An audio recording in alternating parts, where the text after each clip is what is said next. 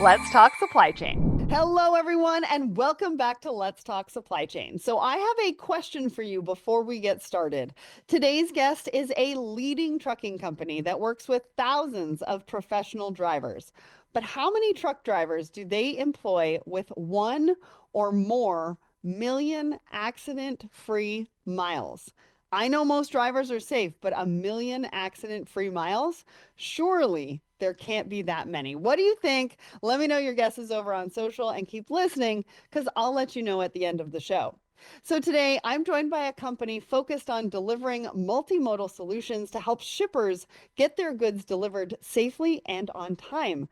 Founded in 1956, they combine best-in-class operations and innovation with technology and talent. So who are they? Well, it's Werner. Werner is one of the largest truckload carriers in the United States with a diverse range of transportation services. From intermodal and cross-border transport to final mile and expedited services, its multimodal solutions are built for businesses demanding precision, flexibility, and speed.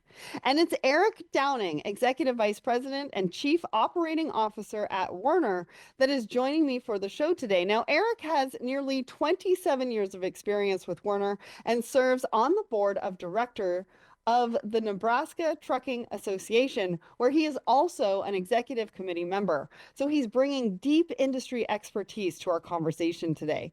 And today, Eric and I will be taking a closer look at dedicated freight solutions. We'll be exploring why more shippers are turning to outsourced dedicated solutions instead of managing their own private fleets, how to leverage technology for efficiency, turning safety into a competitive advantage, and how Werner's investment in their equipment strategy and fleet modernization translates to stability, capacity, and cost predictability for their clients in an unpredictable freight environment. So, welcome to the show, Eric. Yeah, so thank you, Sarah. I'm happy to be here. I'm excited to get into this and answer any questions that you have. Yes. So I'm happy to have you here. We had Lance Dixon on the show back in January. That was episode 446, if anyone wants to go and catch up. And he gave us a great introduction to Werner. We also talked a lot about the potential in cross-border. So I'm really looking forward to finding out more about Werner with you today, but also diving into a brand new topic. So before we dive in, I want to ask you about a couple of things because I read that you have a degree in criminology and criminal justice. That has to be one of the biggest jumps to supply chain I've ever heard. So, how did you get into the industry? And can you give us an overview of your journey at Werner as well? Because you started as a fleet coordinator and have moved through so many different areas as you climbed the ladder. I'm so fascinated by this. So, talk to us about it. Yeah, so great question. Appreciate it. So yeah, almost 27 years ago, before I even knew about Werner Enterprises, I was in the military. I was in the Air Force. I was going to school to get a criminal justice degree, and I really wanted to be a U.S. Marshal. I had my mom worked. Wow. Yeah, my mom was in the federal courthouse system. She worked in that area, and I had met plenty of marshals. I met the deputy marshal in Des Moines. That's kind of where I'm from in that area. And I'm like, man, they have a cool job, and that's what I want to do when I grow up. And then while I was in the military, I had a friend of mine who got out 6 months or so ahead of me and went to Werner. And he calls me. He's like, you got to check this company out. And I'm like, I don't know anything about transportation. I'm like, I don't know. But he's like, man, please just try it. You'll like the people. So I set up an interview. Came in, did the interview, and here I am almost 27 years later, and honestly love what I do. I kind of almost think the industry picks you versus you picking it. I think that if you're in this business, you know what I'm talking about. I can't sit still, ton of energy, right? And I would drive my wife crazy if I was at home all the time. But and you talked about my journey. So I was still going to school while I was working here, so they allowed me to do that. And so I was working as a fleet night coordinator, and I've held a lot of jobs. But if you think about department wise, operations, marketing, customer service, I was even on site with a customer working with them, and then I was in dedicated for a while. So just a pretty good gamut of the transportation experience, and uh, it really boils down to my love of the people that do this job, right? And of the customers. Every day is different. Oh, Every single day is different. Yeah. Well, and that kind of goes along with that U.S. Marshal journey. My grandfather was a detective in the Scotland Yard, and I actually wanted to follow in his footsteps as well. But the challenge that I have is that I faint at the sight of blood. So my journey towards detective probably would have been very, very difficult. Yeah, that might be a problem. That might be a challenge. Yeah.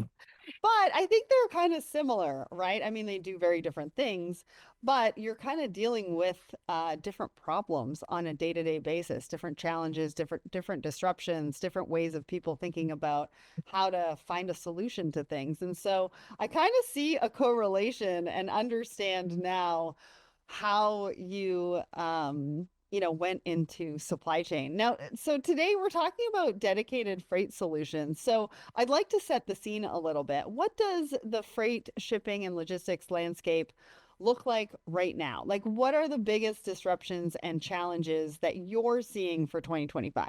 Yeah, so that's a great question. And so, and I know most carriers are glad to be into 25, put in the rearview mirror, put 23, put 24 back there Right? and forward, right? I know I do.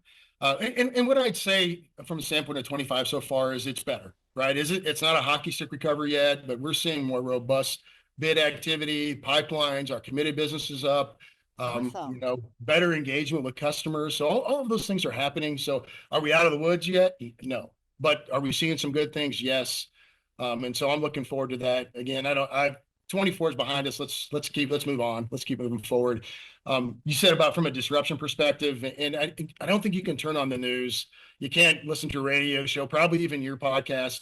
Tariffs. Our customers. I mean, my boss was just at an ATA event, and it was probably the number one topic that was brought up. And it's not a political thing from our perspective. It literally is our customers are asking us, "Hey, we might have some challenges. Can you provide solutions for us?" And so we got to be engaged and ready to go and support them. And so we're thinking about how to do that. The other thing in the beginning of the year, right? So there was potentially some port issues and whatnot. And so how would we provide solutions for our customers? So we were all over that, and that never came to fruition. So that was good. And just your normal seasonality in the first quarter, right? Stuff after the peak in the fourth quarter for most trucking companies or logistics companies, all of a sudden you get a normal seasonal drop. And so how do you get through that and get ready for what we believe is going to be a nice spring surge, and then the 25 will take off from there. Yeah, and it's so interesting that we talk about tariffs and sort of getting ready and finding solutions when nobody really knows what's going to happen. And it changes from one day to the next. And every time it happens, and I hear that it's going to go one way or another or whatever, and all I think about is everybody in supply chain kind of pulling their hair out. Yeah. If anybody tells you there's an answer right now, there isn't one, right? So it's just people working together to make sure that we're trying to provide solutions. I think that's the best you can do. Yeah, yeah, absolutely. But that's kind of who we are at the core, right? As supply chain professionals, we are solution oriented, innate problem solvers. It should be almost our last names. This should 24/7, 365, right? That's kind of how it works. So, why do you think there are more and more shippers turning to outsource dedicated solutions instead of managing their own private fleets? I mean, I have some perspectives on that coming from the 3PL world, and we were a non-asset based logistics company. So, talk to us about the benefit of that. Yeah, here's the thing. And there's probably a lot of reasons in there, and they're different for every shipper. But I think the biggest one that I hear today is mitigation of risk. Yeah. You think about. And by the way, I'll say this: customers are proud of their private fleets, and they should be. It takes a lot of work to run a good private fleet, Hmm. but you think about the increased litigation and that's going on right now, and you think about nuclear verdicts, right? And those are a concern. And customers want to focus their resources and their time and their people on what they do, like their primary business, right? Because it's a competitive world. And so what we're saying is, hey, we want to outsource our transportation to somebody who that's their primary function, their primary job. And so that's where I think a lot of it starts and a lot of discussions start.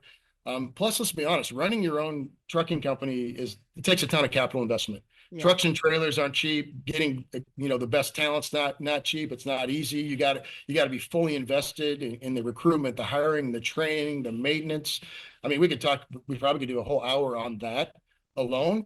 So I think that again, it comes down to our customers want to focus on their business and winning in their space, and they want to find somebody who can help them win in the transportation space, logistics space, right? Because the customers we partner with, a lot of them, they look at their supply chain as a winning attribute of their business and not just a cost. Yeah, yeah, it's definitely a competitive advantage. I think I have a picture with a sign, that businesses compete on supply chains, right? Yeah, I Because that totally agree. that's Yeah. essentially what they do. I do have a question for you though, because I recently read an article about Unilever, who owns, I think it's Ben and Jerry's ice cream, and they were talking about tracking almost at the piece level, I guess, because with ice cream there's a lot of waste if it's not kept frozen and all that kind of stuff. But not having a dedicated fleet. They were saying some of the challenges they have is getting all the different parties involved on board to do some of that tracking for them.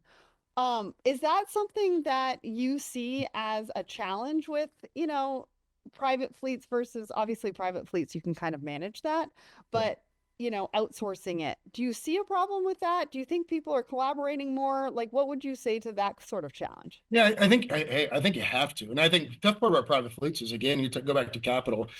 Are they going to invest in everything Right. requires you to be up to speed? Yeah. I mean, I know we're going to talk about tech, and we're going to talk about Hmm. AI and all those things, but yeah, you've got to collaborate with somebody who has the access to the best tech. I mean, you can see when trailers are open, you can see where it's at all times. You can see the live temps of the trailers and who's managing that, who's watching that, scanning piece counts and tying all of that together and having, we look at electronic bill of ladings. And so that transfers product from, the warehouse to the trailer to whatever the delivery location is. All of that gets tied together, and a dedicated service can do that for you. You don't have to have four different pieces of or four different customers or vendors you're talking to. Let your dedicated provider do that for you. Yeah, that's such a great point, right? Because the private is managed by you. The outsourced dedicated is almost like a private fleet, but it's outsourced to somebody like a Werner.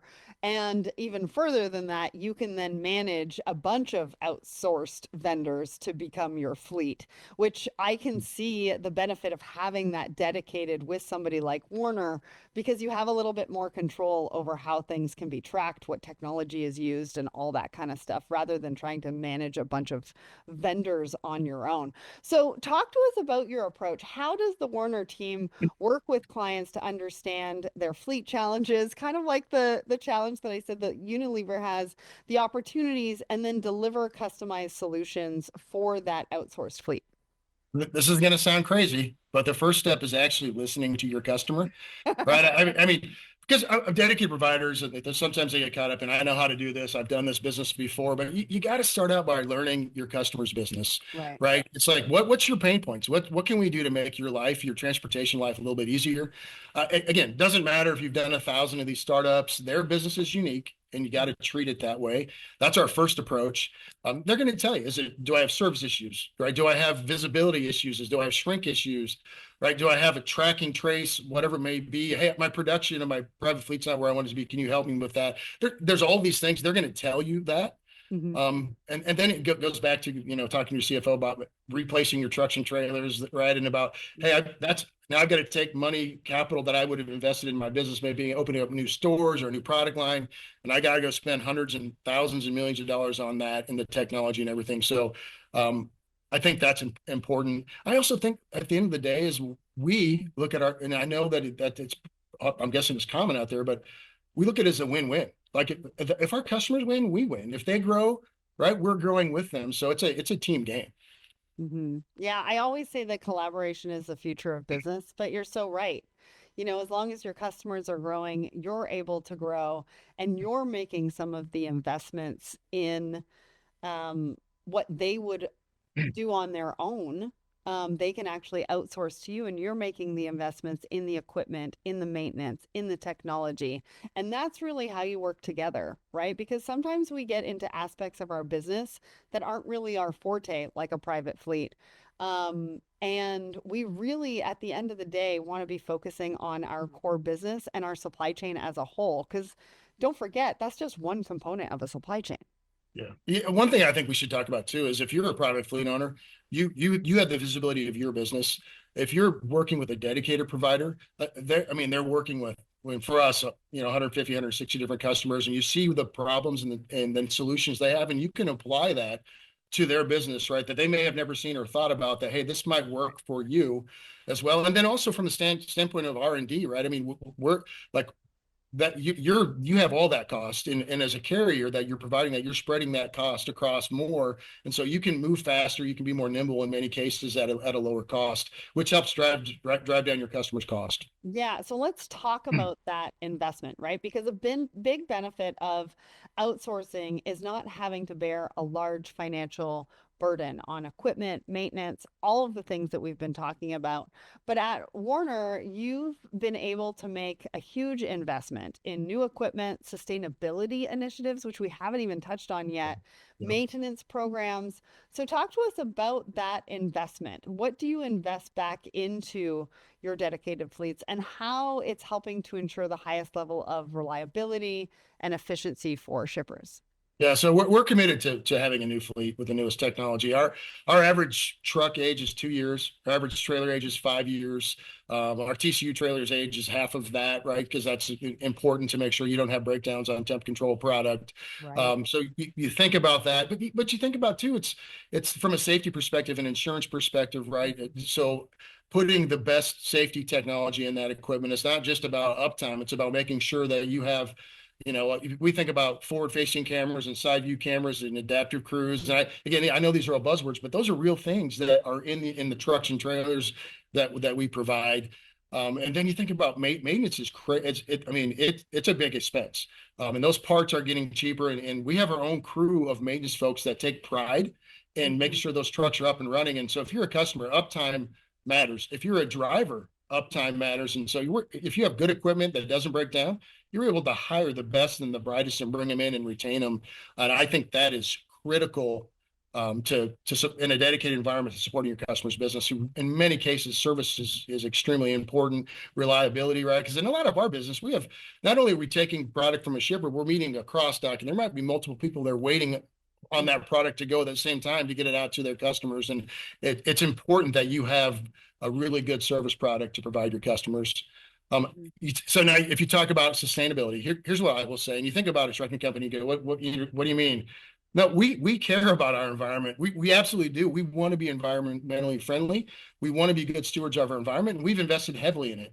And so we have EVs on the road, right? So we're investing in EVs and nat gas, and you think about renewable diesel or different biodiesel products, carbon capture. That's something that we've talked to customers about.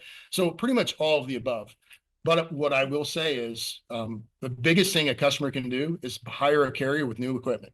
The difference of a couple-year-old truck or a 10-year-old truck is massive from an MPG perspective and emissions perspective. That's the biggest thing you can do in immediate with the best technology that's on the road today. And that's what we tell our customers is like, we can do all the above, but immediately, if you want to have a positive impact on the environment and sustainability, hire somebody with new trucks. Yeah. Well, and not only that, it's also the security, right? Because I think more and more we're focusing on security of not only the truck itself, the load within the truck, but also cybersecurity because there are like things are changing all the time, like you said.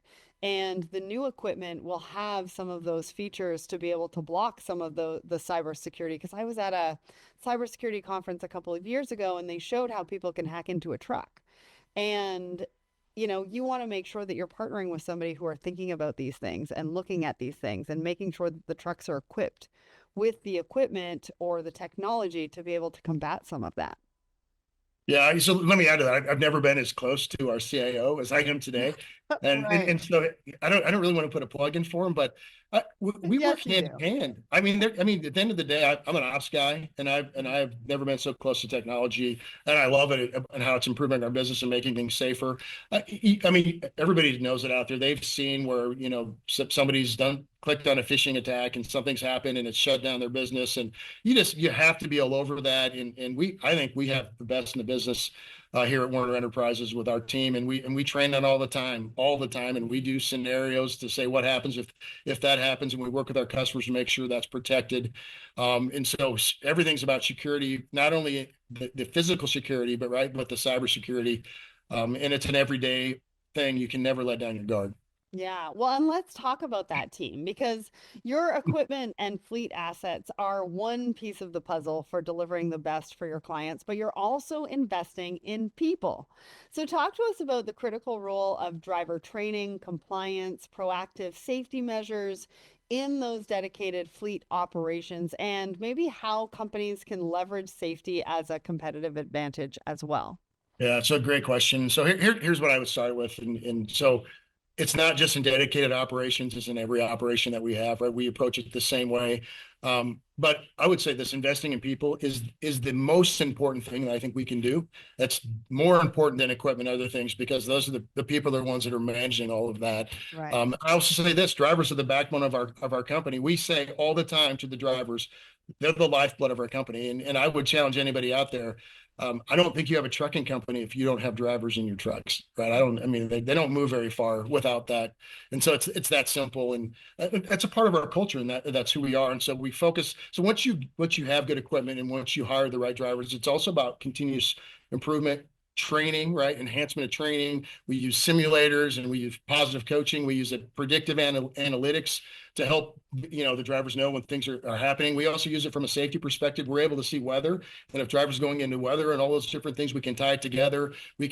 So we can communicate with our drivers. We talked about all the tech that's in the cab, but you got to be careful not to overwhelm the driver too. Yeah. So it's kind of a balance of, okay, so what's important, what's not, and then what's the experience level of the driver, and so what can you share with them. But it's hiring the right folks that are focused on safety, giving them the proper equipment, training them properly, right, and then putting them in good positions to be successful. And like I said, I listed off some of the safety tech, but I mean, you could go on and on and on. I mean, we Right. just started putting on side view cameras, and I love them. I think that it'll be something most carriers will adapt in the future. And so you're forward thinking and then you're innovating in the industry, right? By doing some of these things and adding some of this technology. And it's interesting when you talk about the apps and the weather. I was on Instagram the other day and a journalist put out there that I think it was NBC LA sent them a notification that said rain is going to start in LA in 10 minutes. And she thought that was fantastic. And I was like, that's kind of fantastic too. I need that on my phone, let alone a driver. I need that because weather really like affects so many different variables. Not only for us as individuals, but obviously for the frontline workers, the drivers who are on the road every day. And I can only imagine having to deal with the weather day in, day out, and the unpredictability of it. So, Yeah. Well, what a lot of people forget too is just like I'm in Omaha, Nebraska, and I can look out my window and go, oh, it's sunny and nice here, but that's not how it is across the U.S. Right? mhm, You have to be aware of every single mile that your driver's running to make yeah, sure that you've got information, and they trip plan properly, right? That's extremely important. You give them the tools to do that, but also while they're going down the road, that weather changes, right? I mean, that's the thing we laugh about in Nebraska. Give 5 minutes and the weather's going to change, and that happens a lot. I mean, you're in Canada. I mean, you know how that works. I mean, it's probably less than 5 minutes that the weather changes, and so you've got to make sure the tech is there to help the driver make really good decisions. Yeah. yeah. Well, and I think there's also an element of trust. The driver needs to trust the company that they work for, and the client of that company also needs to trust the company that they are partnering with and doing business with as well. And that is something that, we don't talk about a lot, but that really is the foundation of collaboration and bringing everybody into sort of that seamless environment of supply chain. Now, we've talked about equipment, we've talked about people. I think the other piece is technology, and we've weaved that into the conversation so far. But and you've talked about predictive analytics, you've talked about how you use it for weather, but I want to talk a little bit about the technology that supports the dedicated solutions. Are we talking about AI? I mean, we're talking about AI a lot. But are we talking about automation? I mean, those two are very different technologies and can be used in a variety of different ways. Talk to us about the tech. How is it powered? What does it look like? What can people expect? Yeah, so I'll talk about table stakes first, right? So I Sure. mean, we've been on the largest tech transformation journey in our company's history the last 2 years. And we're getting, baseball analogy, we're probably in the fifth or sixth inning Okay. of that, right? So we got some work to do, but we've gone from 5 or 6 TMSs to we're down to 1 or 2. And by the end of the year, we'll be in a good spot. So that's kind of getting all your freight in one location, visibility to your customers and your people to make good decisions. But when you lean into, you think about AI and automation, I know it's a buzzword, but it's real. I mean, we have I don't want to say an army of people. We have a lot of people today Mhm. that are looking at different types of that technology and how to automate. And we got to be careful though, because everybody has limited resources. So how do you not chase every shiny bauble that's out there? Yeah. And how do you focus and vet what's going to make the biggest, most important difference for your customer and for your drivers and for your company, right? So we're really focused on that. So we don't try to chase everything. We try to be really targeted on what we do, but you got to know about it.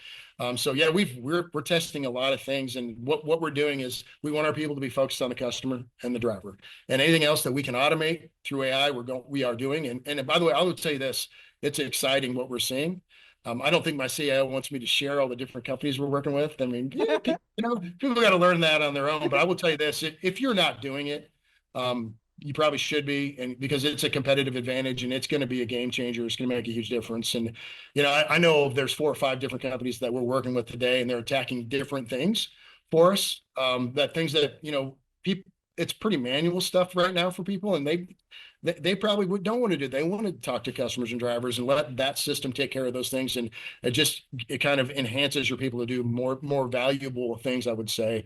So it's exciting stuff. And I was, let's just say, a couple of years ago, I don't know if I was a believer. Again, I told you I'm an old ops guy, but I'm a believer. I'm a believer, and like you need to be looking at it and leaning into it and understanding it and try to figure out where you can apply it in your business. And I can tell from the passion in your voice when you do talk about technology. I feel like you're very excited about it, and that's awesome. Now, when you say you're in the fifth or sixth inning, does that mean you're about 75% there? Yeah, I mean, it depends, and it depends on the tech, right? It depends on the part of the journey that we're in. So, because some of it we're done, and you're never done. I say that you're But never you're done. never done, right? Yeah. So, Never but done. it's very functional, and you're always gonna. Everybody wants more stuff, right? More stuff added. I want to make my job easier. I want to make my customer want something. But from Yeah. the standpoint of it's serviceable, it's doing a great job. It's doing what we asked it to do. We've got some of that done already, and some other things. So we might be in the third or fourth inning on some other things. So I'm just saying, from an aggregate, we're Yeah. probably in the fifth or sixth inning. I think from an AI perspective, we're more like in that first and second and third inning, because it's constantly evolving. Yeah, it is. And so it's like, and they're getting better every day. I mean, we're using some of the stuff. I mean, I'll just say this: we're using some of the stuff that calls out to get appointments and things like that. And some of the first technology, I'm like, you can absolutely tell that's a robot, right? You can tell that's a Right. robot caller. There's some today that I'm like, I know it is, but I don't know. No, I mean, when I ask a question to respond, it responds back pretty quickly, and it's like, oh man, that's amazing. That's pretty cool. So the tech is constantly evolving from that perspective. Now, I also say this: my CIO Darman would say, I'm not qualified to answer those questions, right? So you get him on. And so Dar, if you're going to listen to this, there's a plug for you. I want to try. I love it. Well, maybe we need to have him on or them on for the next episode. But I really appreciate you sharing that digital transformation journey, because a lot of us think that we need to be in that fifth, sixth, seventh inning, using your baseball analogy, to be with everybody and to be competing against, everybody.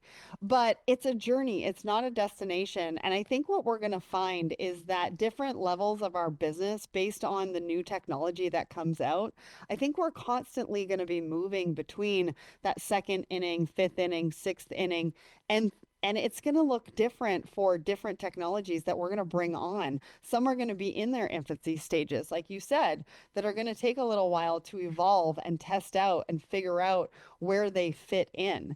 And I think that's just our reality moving forward. Yeah, I love your word evolve.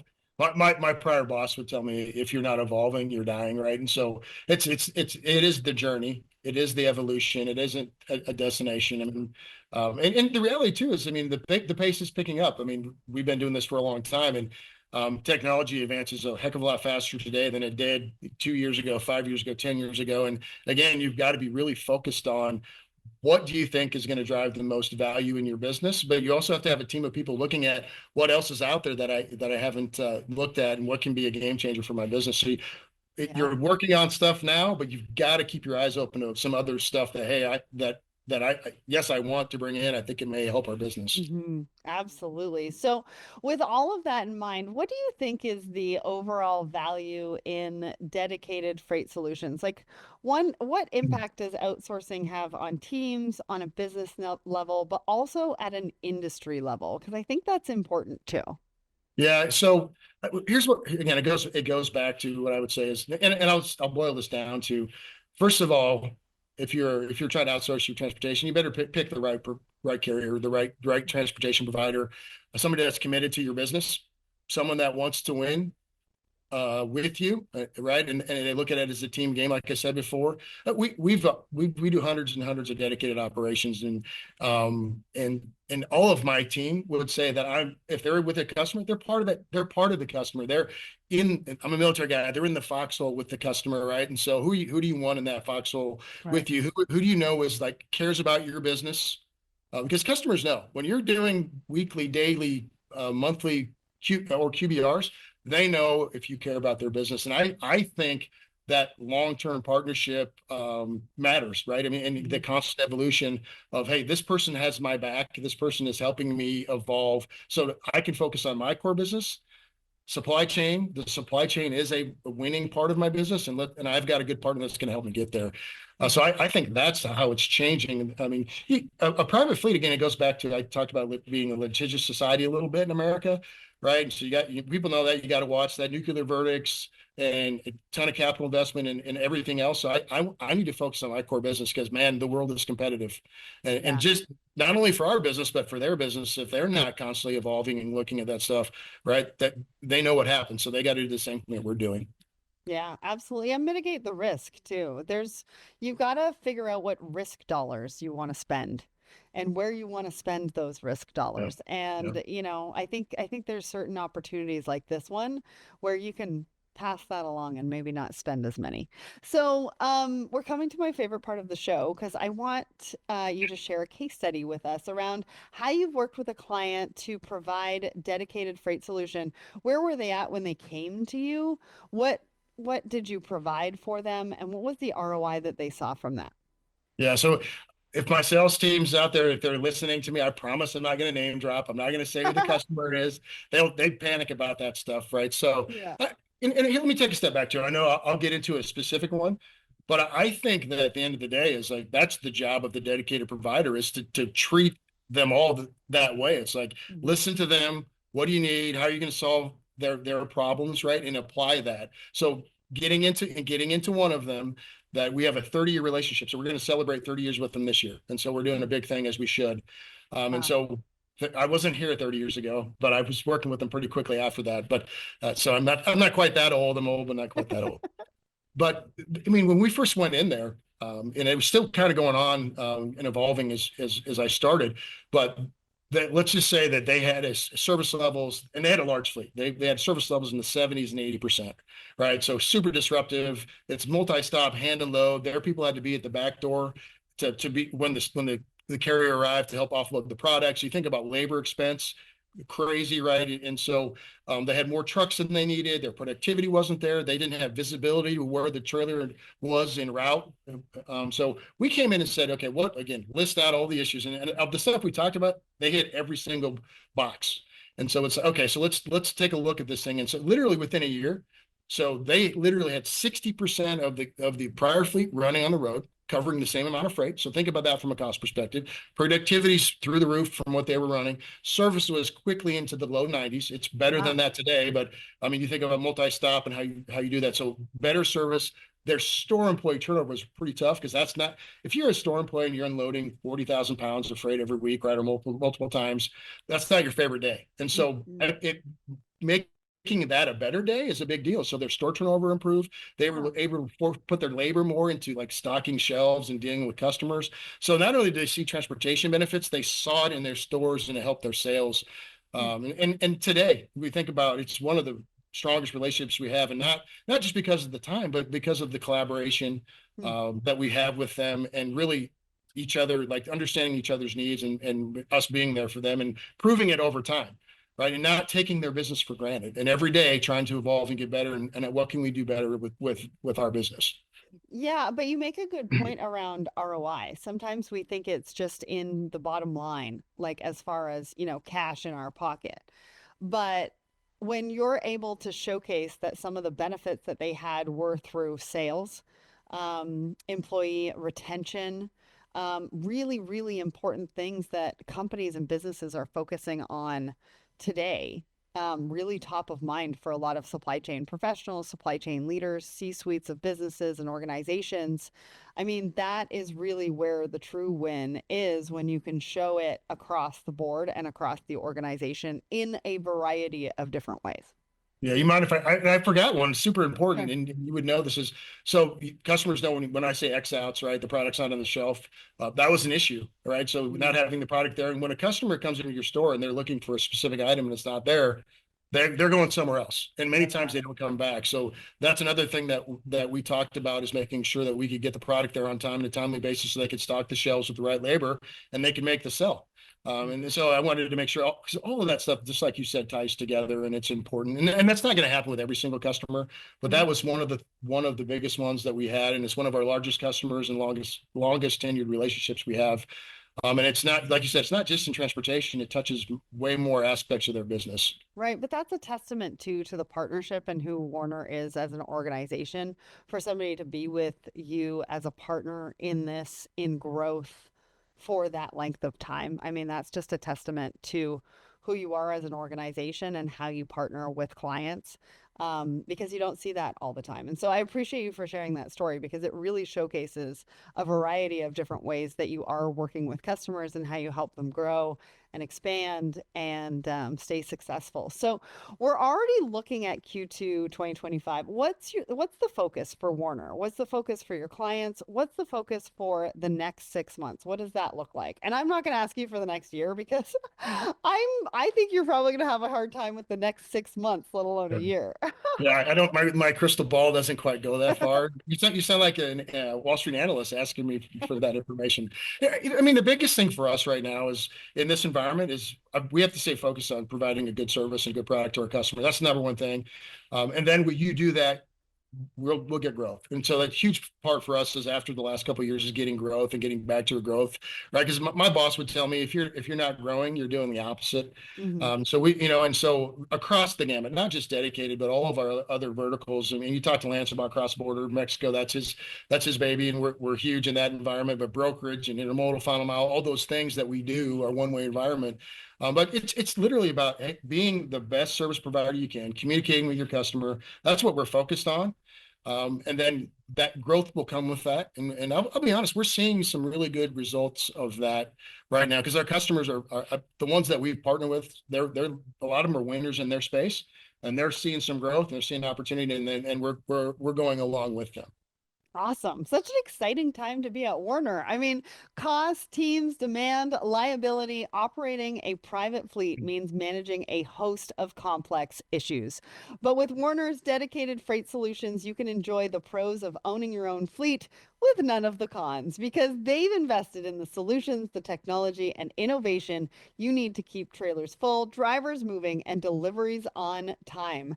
So, did you have a guess at today's big question? Well, at the top of the show, I asked you, how many truck drivers do Werner employ with one or more million accident free miles?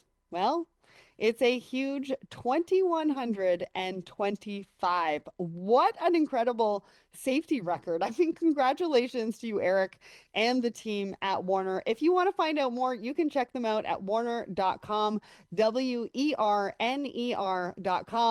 And a massive thanks to Eric and the team at Werner for making this episode happen. Eric, thank you so much for joining me on the show today. Yeah, and thank you, Sarah. I really did enjoy it. It was great. I appreciate the time.